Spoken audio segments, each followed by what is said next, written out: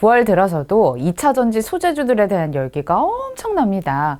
이미 모빌리에서 여러 차례 소개해드렸었죠. 기억나시나요?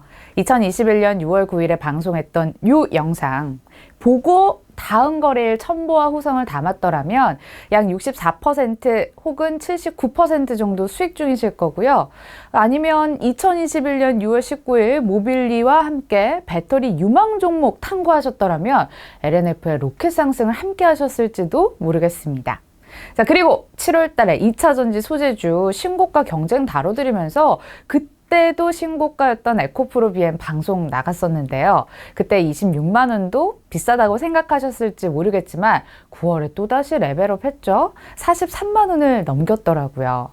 아마 여기까지 시청하고 계시는 우리 시청자님들 내 쪽으로 투자 심리 테스트를 막 하고 계실 것 같은데, 자, 에코프로 BM을 포함한 2차 전지 소재주들 1. 산다, 2. 더 산다, 3. 안 산다, 4. 판다, 5. 안 판다. 주식이 객관식 답처럼 정해져 있으면 좋을 텐데, 그쵸? 자, 오늘 모빌리에서는 아직까지도 투자 판단이 어려우신 분들을 위해 참고하시라고 2차 전지 대표 소재주들의 최신 뉴스 체크해드리고요. 로켓 상승을 보이는 이 시점에서도 증권사들은 1번 산다, 매수 의견을 밝히고 있거든요. 도대체 어떤 이유로 사도 된다고 하는 건지 파헤쳐 볼게요. 자, 먼저 3분기에 2차 전지 소재 비중 확대 의견을 밝힌 IBK 투자증권의 9월 14일 리포트입니다. 3분기는 2차 전지 셀보다 소재 비중을 확대하자고 합니다. 원자재 가격 상승을 이유로 들었는데요. 양극재 원료이기도 한 니켈, 코발트가 상승 추세에 있어서 소재 기업 입장에서는 판가 상승과 매출 확대를 기대해 볼 수 있다고 합니다. 실적 개선 기대감을 키우는 요소가 될 수도 있겠죠? 자, 이것 말고도 둘러싼 기운이 좋습니다. 미국 전기차 보조금 확대 소식이 소재주들에게 긍정적인 영향을 주고 있고요.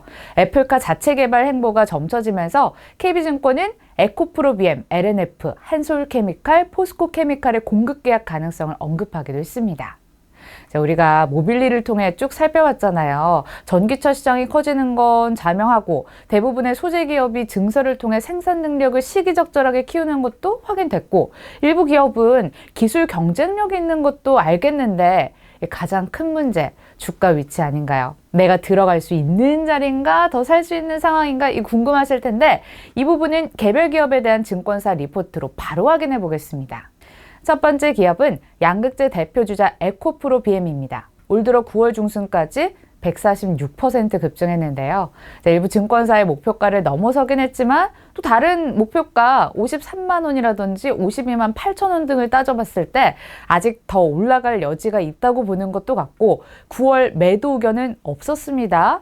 자, 보이시나요? 이게 증권사 리포트 의견 모음인데요. 지난 9일 에코프로 BM이 SK이노베이션과 10조 원 규모의 양극재 공급 계약을 체결한 다음 러브콜이 확 늘어난 거 확인할 수 있습니다. 작년 매출액 8,547억 원을 기록했던 곳이 수주 금액으로만 10조를 따냈으니까 당연한 수순이겠죠? 자, 그럼 목표가를 53만 원으로 가장 높게 써낸 미래에셋증권의 리포트 골라서 읽어봅니다.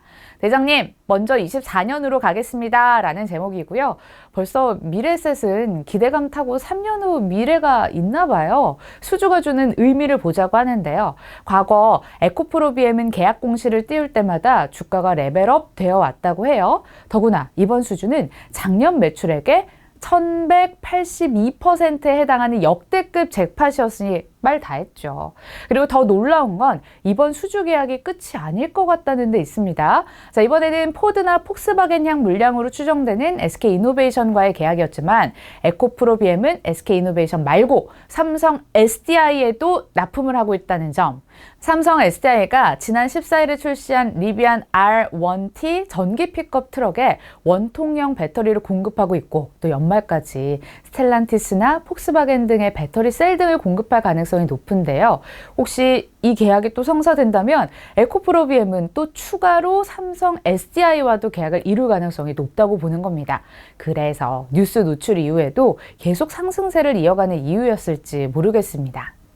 그리고 수주도 수주인데 이 쏟아지는 일감을 소화하려면 결국 또 증설이 필요할 겁니다. 그래서 이베스트 투자증권에서는 10월 중순에 에코프로 BM이 미국 현지 공장 설립을 발표할 것으로 전망하고 있습니다. 미국 내 최소 3만 톤 규모의 증설을 시작으로 해마다 추가 증설이 이어질 것으로 보고 있죠. 자, 이는 결국 또 한 번의 주가 상승 모멘텀으로 작용할 것이란 의견입니다. 끝으로 또 하나의 강점도 보고 있었어요. 자회사 에코프로 글로벌을 통해 양극화 물질 사업뿐만 아니라 전구체, 폐배터리 리사이클링 사업까지 확장할 것으로 보이는데요. 자, 이렇게 수직 계열화를 꾀하다 보니 결국 시장에서는 종합 양극재 회사로서 프리미엄을 부여할 가능성이 높다고 합니다. 목표 주가는 52만 8천 원으로 상향했습니다. 다음은 LNF, 양극재 후발주자라는 표현은 이제 접어둬도 될 것 같습니다. 세계 최초로 니켈 비중 90%인 양극재를 개발했고 지난해 3분기부터는 상용화도 시작한 점 알고 계시죠? 주가도 올해 들어 116%나 급등했고요. 그리고 에코프로 비행과는 또 다른 강점이 있습니다.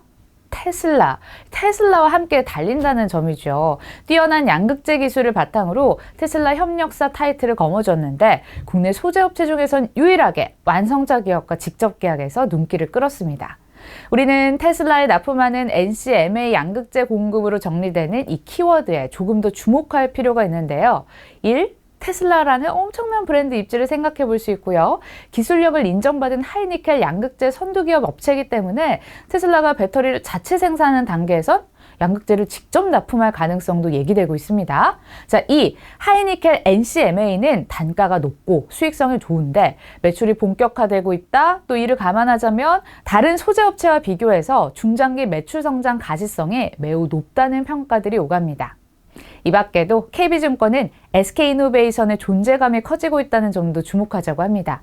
LNF의 SK이노베이션 양 매출 비중은 작년에 9%에 불과했는데 올해부턴 굳이 신공장에서 생산되는 하이니켈 NCM 매출이 확대됨에 따라 비중이 17%까지 올라갔고요. 내년 매출 비중은 23%까지 확대될 것으로 전망된다고 합니다.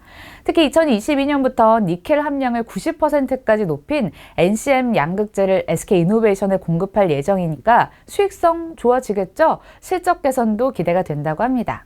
실적 전망치 살펴볼게요. KB증권에서는 2021년 매출액 9,540억 원, 영업이익은 259억 원을 예상하고 있는데 영업이익이요, 지난해보다 18배 증가를 예상하고 있더라고요.